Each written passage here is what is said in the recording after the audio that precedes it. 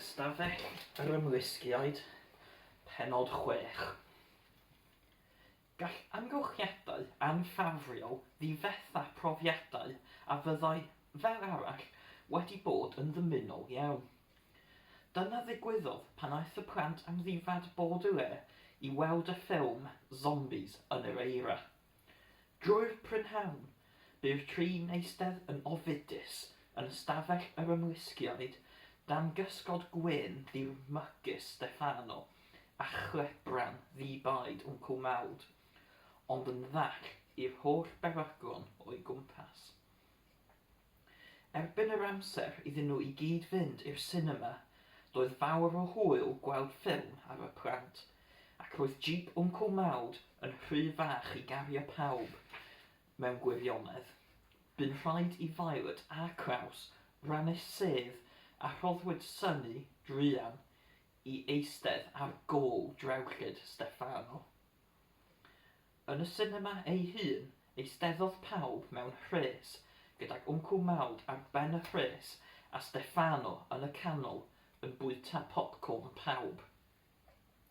Doedd gan y plant ddim awydd bwyta pryn bynnag, ac cystaw'r ffilm oedd Zombies yn yr eira, roedd y plant yn rhy ofidus i ddilyn y plot.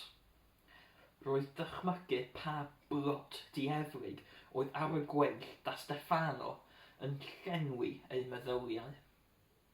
Pan gododd y zombies o'r llwchfeydd eira ger pentref bychan yn yr Alpau, roedd Violet yn ceisio dyfalu sut byddai Steffano'n llwyddo i fynd ar fwrdd y Prospero heb docyn. Pan gododd pwysigion y dref am ddiffynfa gref o goed derw, dim ond i weld y zombies yn cnoi ei ffordd drwyddi, roedd Kraus yn pendroni dros yr hyn roedd Steffano'n ei olygu wrth sôn am ddamweiniau. A phan geisiodd Greta, y ferch oedd yn godro'r geifr, ddod yn gyfeillgar ar zombies mwyn gofyn iddyn nhw please i beidio a bwyta rhagor o bobl y pentref, ceisiodd synnu feddwl am ffordd o orchfygu Steffano. Yn olygfa ola'r ffilm, roedd y zombies a'r pentrefwyr i gyd yn dathlu caran mai gyda'i gilydd, ond oedd gan y plant Baudelaire ddim oll i'w ddathlu.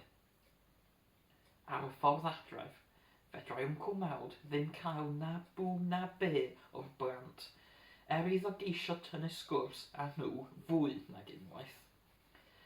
A phan gyrhaeddodd y jeep y tŷ, fe rithron nhw am y drws, heb hyd yn oed ddweud nos da wrth ei gwarchodwr. Gyda charon drom, y dringodd y tri y grisiau i gyfeiriad ei gwahanol ystafelloedd, ond wrth ei cyrraedd, fedran nhw ddim diodde gadael ei gilydd. Allwn ni aros dan gilydd yn yr un ystafell hano, gofynnodd Kraus i Violet yn betrysgar. Rwy'n ni'n teimlo mod i mewn cell carchar neithiwr yn gofidio ar fy mhen fy hun bach. Fi na hefyd, cyfaddefodd Violet, gan na allwn ni gysgu, man a man i ni beidio cysgu gyda'n gilydd. Tico, cytunodd Sunny, ac aeth y tri i mewn i ystafell Violet.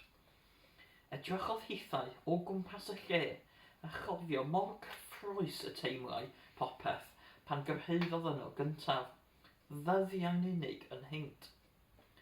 Nawr roedd rhywbeth bygythiol yn hytrach nag ysbrydoledig ynghylch y perthi siap seirff oedd i'w gweld tu allan, ac roedd y papur gwyn a lynodd hi ar y waliau'n ymddangos fel symbol o'i gofid yn hytrach na bod yn gyfleus. Dwi ti heb weithio bron ddim ar dy ddyfeisiadau rwy'n gweld, meddai Kraus yn dyner. Dydw i ddim wedi darllen rhyw lawer chwaith. Does dim byd yn lladd brwdfrydedd rhywun fel cael Iarll Olaf o gwmpas. Ddim wastad, cywirodd Violet ef. Pan oedden ni'n byw gydag fe ddarllenon ni bopeth am y deddfa'n ymwneud â phriodasau'n frwdfrydig iawn mwyn rhoi stop ar ei gynllwyn. ac fe ddyfeisiant i fachyn cydio mwyn cael y gorau arno. Nawr, allwn ni ddim dyfeisio na darllen mwyn ei drechu, meddai Claus yn isel ei ysbryd, achos wyddwn ni ddim pa gynllwyn sy'n ganddo ar y gweill. Wel, beth am i ni wyntyllu'r sefyllfa, cynnigodd Violet, gan ddefnyddio ymadrodd sy'n golygu ystyried y posibiliadau fel ein bod ni'n deall y sefyllfa mor drwyadl ag y gallwn ni. Mae Iarll Olaf wedi dod yma gan esgus bod yn rhywun arall, mwyn ceisio cael ei ddwylo ar ein ffortiwn mae'n amlwg. Ac os lwyddiaeth aeth Claus yn ei flaen, fe fydd e wedyn yn ein lladd ni'n tri. Sgob, si brydodd Synny'n ddwys. O dan yr amgylchiadau, ystyr hyn mwy na thebyg oedd piciw yn wir. Dyma beth yw argyfwng. Ond, dywedodd Violet, os daw unrhyw niwed i ni cyn hynny, chaiff e byth mwy ddwylo ar yr arian. Dyna pam y ceisiodd e'n priodi i y tro diwethaf. Diolch byth na lwyddodd e, meddai Claus gan grynu trwyddo. Bydde Iarll Olaf wedi bod yn frawd ynghyfraith i mi, ond nid dyna'i fwriad y tro hwn rwy'n siŵr.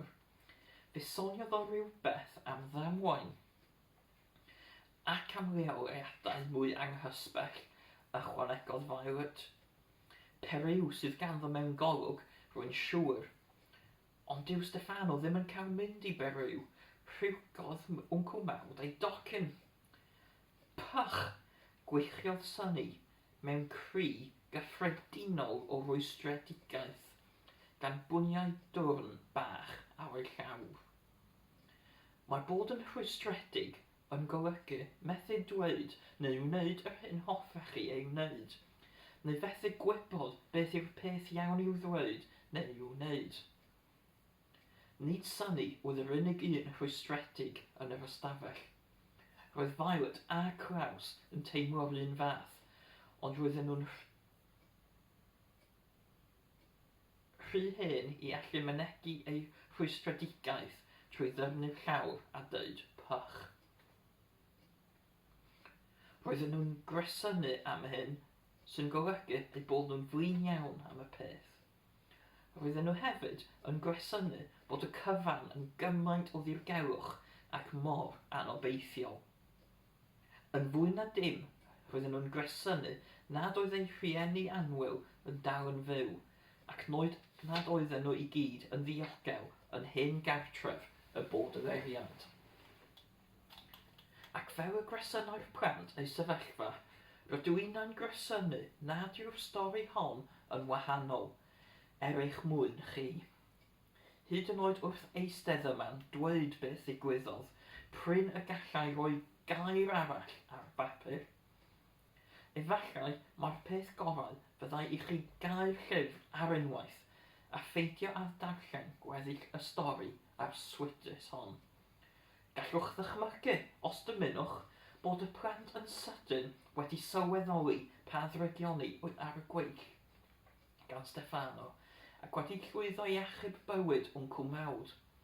Gallwch esgus bod ceir yr heddlu wedi cyrraedd gyda'i goleuadau'n fflachio i gipio Steffano i'r carchar am weddill ei oes. Neu ddychmygu bod y Baudelairiaid yn byw'n hapus gyda'i hewydd yr Mawdwyn hyd y dydd heddiw. Gorau oll fyddai i chi gredu na chafodd rhieni'r plant eu lladd yn y lle cyntaf, ac mae dim ond ffrwyth dychymyg oedd y tân ac Iarll Olaf a phob digwyddiad anffodus arall a daeth i'w rhan. Ond nid stori hapus yw hon. Ac rydw i fy hun yn anhapus iawn wrth ddweud wrthych bod yr amddifaid wedi eistedd mewn tawelwch yn ystafell Violet am weddill y noson.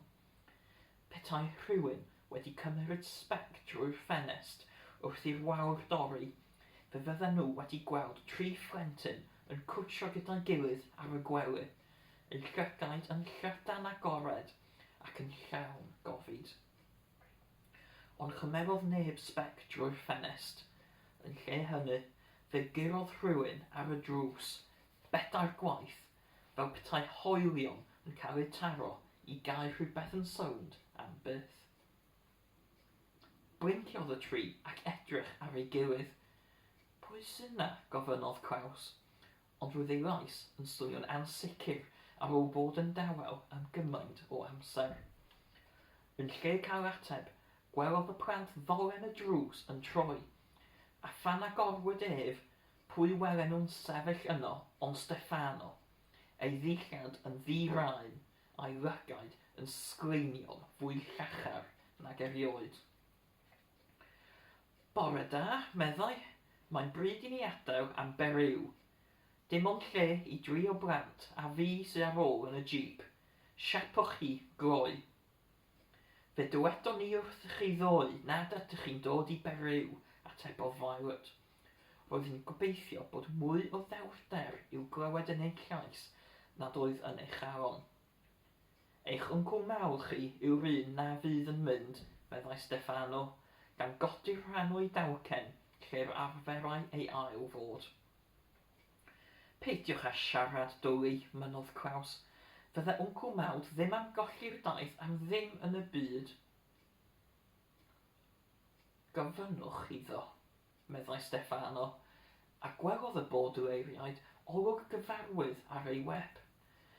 Pryn fod ei gig wedi symud, ond roedd ei lygaid yn disgleirio fel petai e newydd ddweud joc.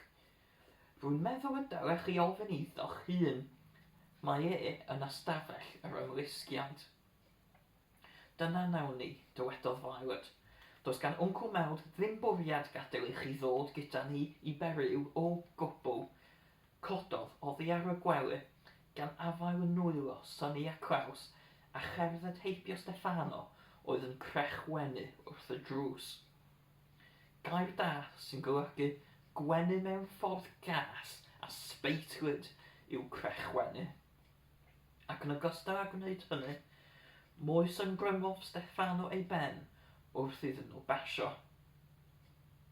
Wrth iddyn nhw fynd i lawr y grisiau, teimlo'r cyntedd yn rhyddfedd o dawel, ac edrychau'n wag fel tyllau llygaid mewn penglog.